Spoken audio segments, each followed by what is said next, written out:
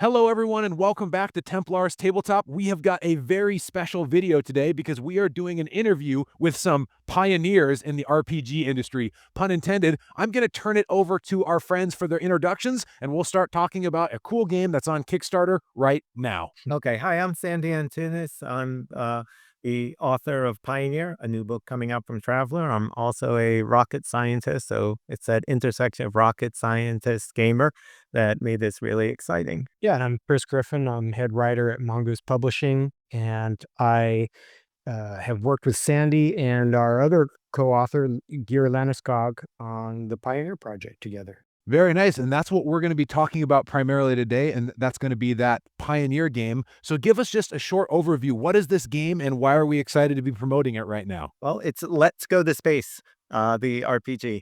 It's about the near future. It's based off of the Traveler system, but it's a real world extrapolation of the next few eras in going into space as players versus environment in a wonderful, beautiful environment that's trying to kill you. Chris, your thoughts? So yeah, Pioneer is based on the Traveler mechanics, which if you're not familiar with Traveler, it's sort of the longest running, in most successful science fiction role playing game in the history of the industry.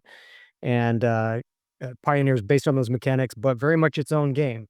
It uses the 2 die 6 mechanic to enable you to operate as a pioneer, a character, or we're calling them pioneers in that the near future space that Sandy talked about. So with sort of enabling you to participate in the democratization of space. Excellent. And so this game is based on Traveler, but if somebody is new to this game or has never heard of it, what's the 30-second elevator pitch of why should you try this game? What's the thing that is the big draw on Pioneer? I think Sandy hit on some of it, and that's that it's it's very much human versus environment rather than it's not like combat based or anything like that. You've got access to real world technology and sort of as we imagine it, the next wave of space travel technology. It's based within the solar system, and for the first round, it's pretty much the inner solar system. And it gives you the opportunity to explore that space in a simulated environment and take place in adventures that are very much real, but also very dramatic and narrative driven. Yeah, I'd say if you wanted to be an astronaut from your armchair, if you like movies like The Martian and Apollo 13 or shows like The Expanse, you're like, I want to go out there and discover stuff and try to survive and do cool things with other people, then this would be your kind of game. And it's a real easy way to enter into it because you don't have to be an engineer to play an engineer. Awesome. So I've got two follow-up questions based on that kind of piqued my interest. Number one, Chris, with Mongoose Publishing, oftentimes when you associate RPGs, combat is a pretty core pillar of those games.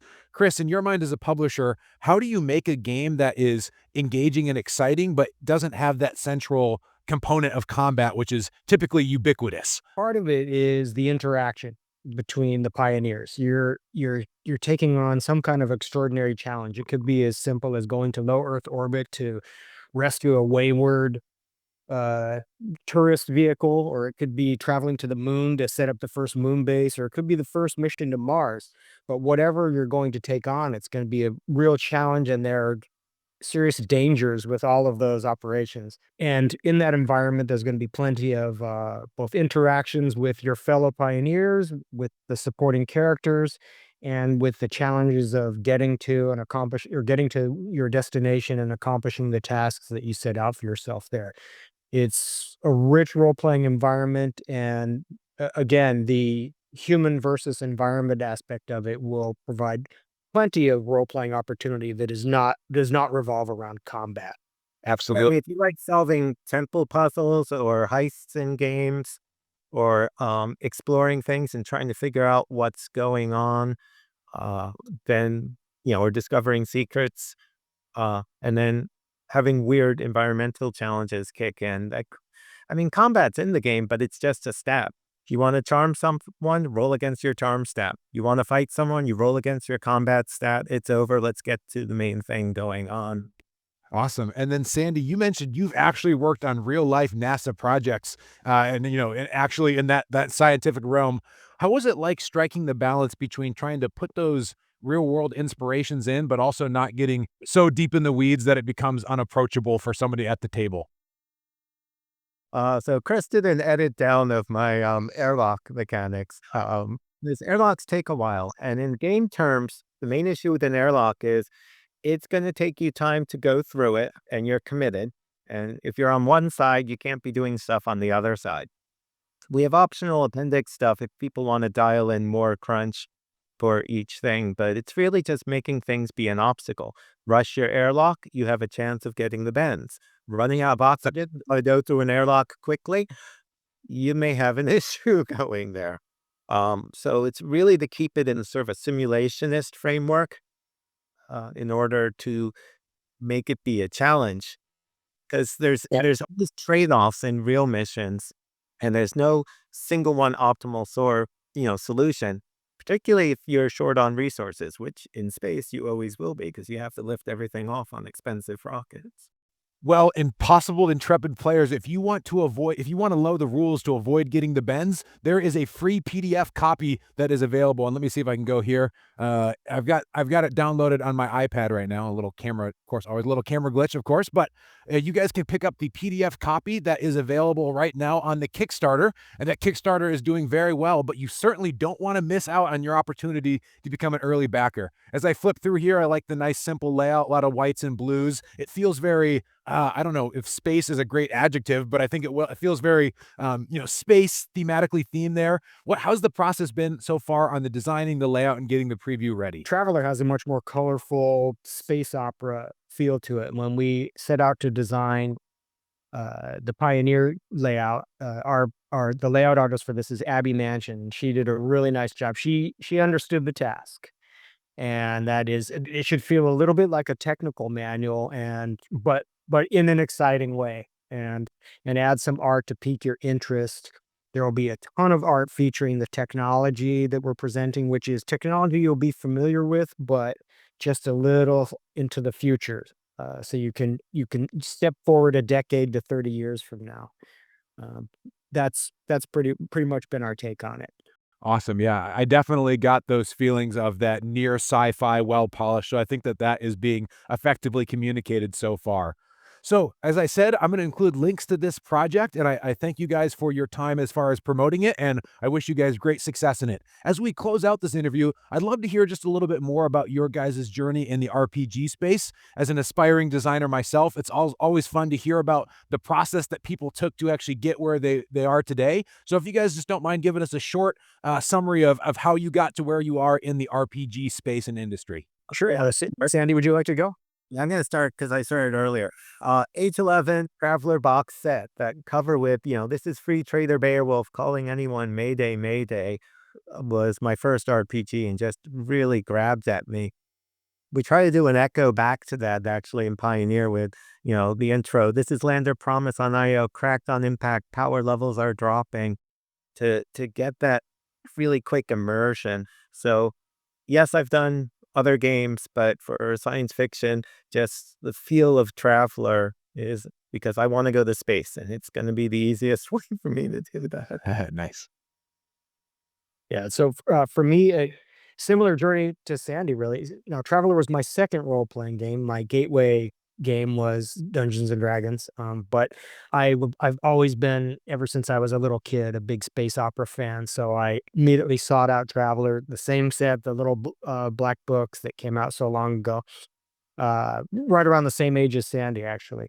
And but so for many years, I've played a lot of games, but then around 2018, I started writing for Traveler's task program, which enables independent developers to create their own material, and you make a nice little tidy profit on the side. And I had their best-selling adventure for a while, and I reached out to Matt Sprange, the publisher or the owner of Mongoose, and I said, "Hey, I my adventure is doing really well. I would like to do some of your actual material." And I started doing actual work for them. I wrote several adventures, a source book, and then it just led to more work and more work. And finally, I'm a native Californian, and I reached out to Matt and said, "You know what? I've been working in tech for 30 years. I'd like to make a change. Can I come in there and we'll do a little internship? And if it all works out, maybe who knows what could happen."